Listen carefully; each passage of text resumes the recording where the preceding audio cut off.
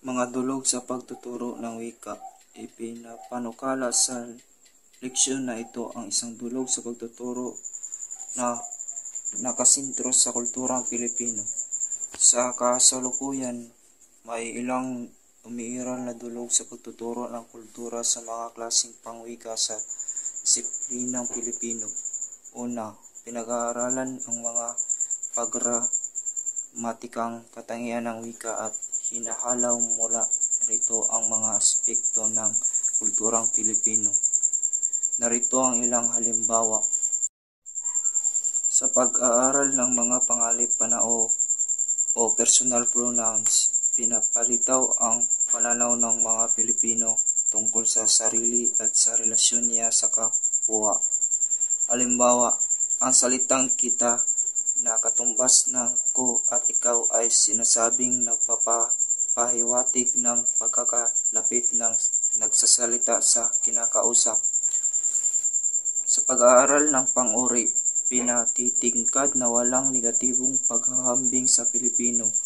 Mayroon lamang mas maganda at pinakamaganda na katumbas ng more beautiful at most beautiful, ngunit walang katumbas ang less beautiful at least beautiful. Sinasabing nagpapahiwatig naman ito ng positibong pananaw ng mga Pilipino. Binibigyang pansin din na ang maraming pang-uring hindi ginagamitan ng tulad ng pangit, bastos, duwag, sakim, ay pawang mga negatibong paglalarawan.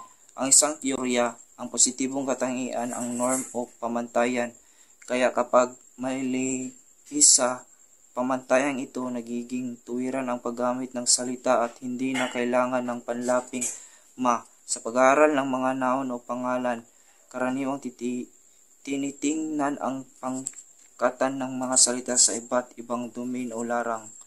Halimbawa, sa mga salitang may kinalaman sa mag-anak, hiniram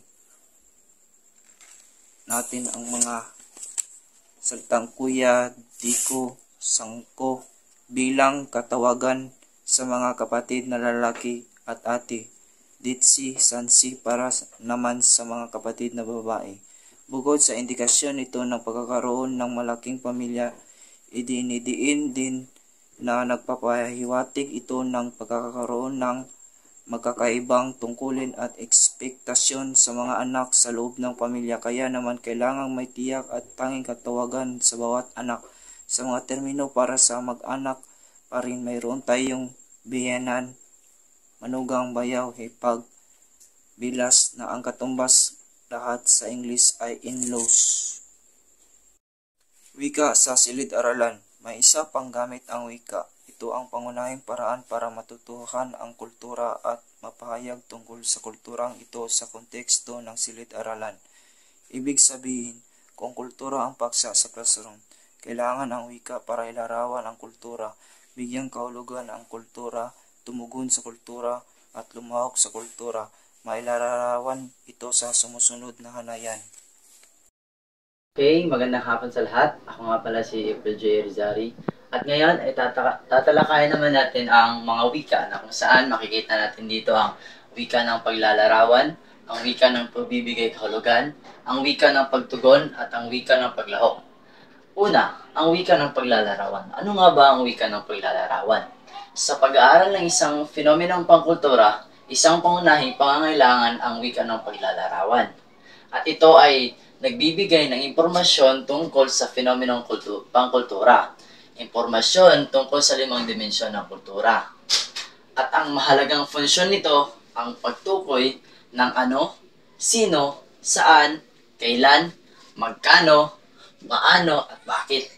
Paglilista, pagsipit, pagwawastos sa mga maling detalye, at pagkilala sa mga katanungan at opinion. So sa English, ang mahalagang function ay important function. So, ang pangalawa naman, ang pagbibigay kahulugan. Mga datos o impormasyong ibubunga sa paglalarawan ng fenomenong pangkultura ang magiging batayan sa pagbuo ng mga interpretasyon o kahulugan. So, ang dalawang ito ay konektado sa isa't isa dahil una, kukolektahin muna ang mga impormasyon at doon, sa kasunod ay bibigyan ng kahulugan. At ito rin ay mahalagang linangin sa mga estudyante ang mga kasanayan para makabuo at magbigay katwiran ang mga interpretasyong pangkultura. Ang mahalagang funksyon naman nito ay pagsusuri, pagkakategorya, paghahambing, pagpapalagay, pagpapatunay, pagbubuo ng konklusyon, at iba pang paraan ng nag-uugnay ng mga konkreto tungo sa pagbuo ng mga abstrakto. Sa pangatlo naman ay ang wika ng pagtugon. So, ang wika ng pagtugon sa English ay feedback or response ng ating mga estudyante. Kailangan gabayan ng mga estudyante na magpahayag ng kanilang mga tugon sa penomenong pangkultura. So, hindi lamang sa atin nabubuo ang lahat ng mga ideya sapagkat kailangan din ang mga estudyante ay magbigay ng kanilang mga tugon. Ang mga paksa sa classroom ay hindi na lang ang kultura kundi ang estudyante. Mahalagang funksyon naman ito ay ang pagpuna, paghuhusga, pagtatanggol, pagsasabi ng gusto at hindi gusto, at pagpapahayag ng mga paniniwala. At ang panghuli naman, wika ng paglahok. Ang pag-alam, pagbibigay kahulugan, pagbuo ng tugon ng mga estudyante sa penomenong pangkultura ay hindi dapat matapos sa estudyante at sa classroom lamang. So, ang ibig sabihin nito ay kailangan din malinang ng estudyante sa labas ng kanilang classroom or hindi lamang sa kanyang sarili lamang malinang ang mga ideya. Ngunit, kailangan din nilang makilahok sa ibang lugar o sa kanilang komunidad. Ilan sa maaaring funksyon nito ay pakikipag-ugnay sa tao, pagbabahagi ng karanasan at ideya, paghikayat at pagpapahayag ng paninindigan. Yun lang po lamang lahat at maraming salamat.